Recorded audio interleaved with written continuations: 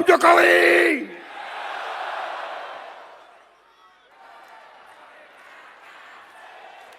Terima kasih, terima kasih, terima kasih, terima kasih, Pak Jokowi. Sebelum Pilpres. Sebelum Pilpres. Jadi menarik untuk lihat kalau nanti Bapak duduk berdua dengan Bu Mega ya Pak. Akan ngobrol apa kira-kira Pak? Kecewakah atau gengsi? Apa yang membuat Megawati tidak mau datang ke hari ulang tahun Gerindra? Apakah karena Jokowinya atau rencana dia memisahkan Jokowi dan Prabowo gagal? Kita lihat video berikut ini dan jangan lupa komentar ya teman-teman. Tidak mungkin negara itu bisa berhasil. Kita mengerti hal ini. Saya mengerti hal ini. Karena itu satu, demokrasi kita harus khas. Demokrasi kita harus uji. Setelah bersaing, kita anggap pemilu pilkada itu pertandingan. Kita bersaing. Begitu ada yang menang, ada yang kalah, kita harus bersatu. Kita harus kerjasama. Bersatu tidak berarti semua masuk pemerintahan. Tidak. Kalau perlu iya. Kalau perlu, kalau tidak juga nggak apa-apa. Dalam arti mereka yang tidak masuk pemerintah, kita tetap anggap sebagai patriot-patriot bangsa Indonesia. Mungkin mereka di luar, berarti mereka membantu kita. Mereka akan ngoreksi kita. Mereka akan memperbaiki kita. Mereka akan mengawasi kita. Kita harus mau diawasi. Kita harus mau dikoreksi. Kita harus mau dikritik. Saudara-saudara, tapi kritiknya yang benar. Jangan kritik berdasarkan dendam. Betul. Saya ringkas. Saudara-saudara sekalian, saya ingatkan kembali kepada Partai Gerindra, saya ingatkan kembali ya, bahwa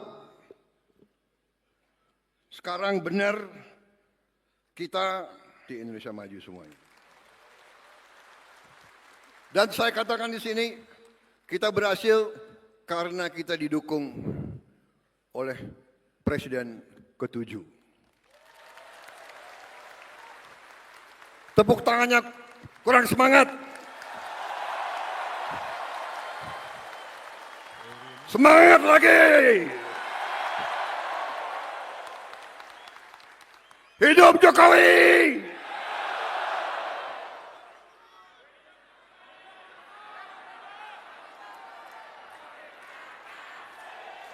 Terima kasih, terima kasih, terima kasih, terima kasih, Pak Jokowi. Pak Jokowi.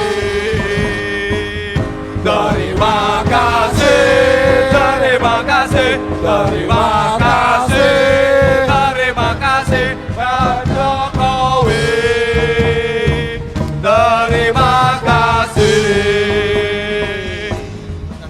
Saudara-saudara sekalian, kita harus sesuai dengan nilai-nilai bangsa Indonesia. Hormatilah mereka yang berjasa. Hormatilah mereka yang telah berbuat baik. Mikul dhuwur mendem jero. Itu tradisi kita, itu adat kita. Cari kebaikan, bukan kejelekan. Pak, ada undangan ke HUT Partai Gerindra minggu depan. Yang diundang Bapak dan katanya semua ketua partai diundang. Berarti kemungkinan Bu Mega juga akan diundang. Bagus. Iya. Bagus. Ya. Semua Bapak akan hadir, Pak? Insya Allah, apabila diundang, saya pasti hadir. Kalau Bu Mega juga hadir, itu akan jadi pertemuan pertama Bapak dengan Bu Mega setelah sekian lama ya Pak? Iya, sangat bagus. Kapan Pak terakhir ngobrol dengan Bu Mega? Kapan ya? Ya sebelum Pilpres. Sebelum Pilpres. Jadi menarik untuk lihat kalau nanti Bapak duduk berdua dengan Bu Mega ya Pak. Akan ngobrol apa kira-kira Pak? Tapi hubungannya baik-baik saja Pak? Baik-baik saja. Bapak kalau udah senyum-senyum gini. HUT Gerindra ke-17 terjadi hari ini dan banyak ketua parpol yang hadir.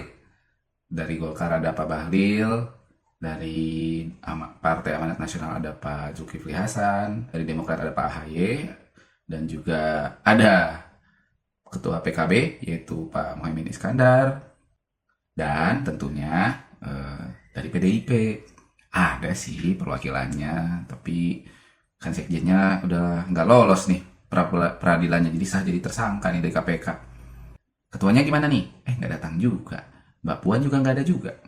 Nah, jadi ya kenapa nggak datang? Itu yang jadi pertanyaan sekarang. Sebelum terjadinya hari ulang tahun Gerindra ini, banyak banget isu yang beredar mengenai ada upaya untuk memisahkan Jokowi dengan Prabowo. Dan Prabowo menjawab, ndasmu. Ya, artinya beliau ini orang yang paling tahu berterima kasih, paling tahu orang yang berjasa dalam hidupnya. Tapi menurut saya, melihat dia tadi ya, bagaimana dia mengapresiasi seorang Joko Widodo, wow, itu luar biasa. Saya pikir memang seorang Joko Widodo politikus yang handal, bagaimana lawan bisa dibawanya untuk menjadi kawan sejatinya, seperti sekarang. Luar biasa sekali. Dan kita lihat pengagungannya dengan sampai menyanyikan lagu Terima Kasih Bapak Jokowi. Itu luar biasa sekali. Tidak ada ya sepertinya tokoh-tokoh politik yang mungkin akan diperlakukan demikian oleh seorang presiden sekaligus juga ketua parpol di sebuah partai. Mungkin tidak akan pernah kita temukan. Dan hanya Joko Widodo. Mengutip kata seorang Prabowo bahwa seharusnya kita sudah beres lah urusan pilkada, pileg, bahkan pilpres. Jangan ada dendam. Boleh mengkritik, kami terima. Boleh juga memberikan masukan. Silahkan kritisi, tapi jangan karena dendam. Itu kan kata Prabowo, mari cari hal-hal yang baik, bantu koreksi juga. Tapi jangan karena dendam. Dan kalau melihat soal dendam, ya Megawati memang terkenal ya. Dari 2004 sampai mungkin Pak Jokowi jadi presiden, saya lupa tahun berapa itu. Di saat itulah ada momen perayaan 17 Agustus, Megawati akhirnya bisa sepanggung dengan SBY. Ya, ada momen itu saya pernah lihat ya. Dan itu luar biasa ya. Hanya Jokowi yang bisa mempersatukan. Tapi itu pun ternyata ya masih jauh lah ya. Secara pribadi kayaknya nggak ada ngomongan sama sekali saat itu juga. Nah, jadi saya pikir seorang Megawati masih menyimpan adalah ketidakenakannya ke seorang SBY. Apalagi Joko Widodo yang dianggap mungkin sebagai pengkhianat, menusuk dari dalam lagi. Kalau dia dulu ditusuk oleh SBY mungkin waktu SBY menjadi menteri, nah ini adalah seorang kader partainya sendiri yang menusuk dia, apalagi ketika dia sudah jadi presiden. Megawati mungkin sangat kecewa berat di sini. Konon katanya memang kalau sudah makin tua itu makin pikiran itu ya ada fase-fase yang lebih ke sensitif ya. Cenderung lebih kekanakan juga ada katanya. Nah, semoga ya sensitivitasnya ini seperti anak-anak juga, kalau lagi marah ya marah, tapi habis itu cepat baliknya gitu loh, nggak dendaman. Tapi kalau dendaman kayak gini kan jadi bingung ya gitu loh. Semoga tidak demikian, karena kata Pak Prabowo, mari kita mencari hal-hal yang baik.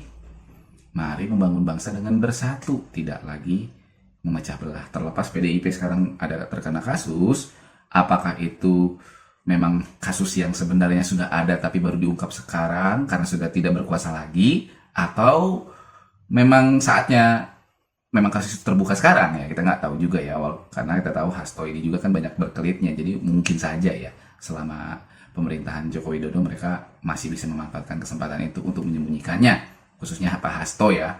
Kalau menurut KPK dia demikian, ini kan berkaitan dengan kasus Harun Masiku nih. Ya semoga saja ya hal ini bisa diadili dengan bijaksana. Semoga peradilan yang tepat juga terjadi buat Pak Hasto sendiri.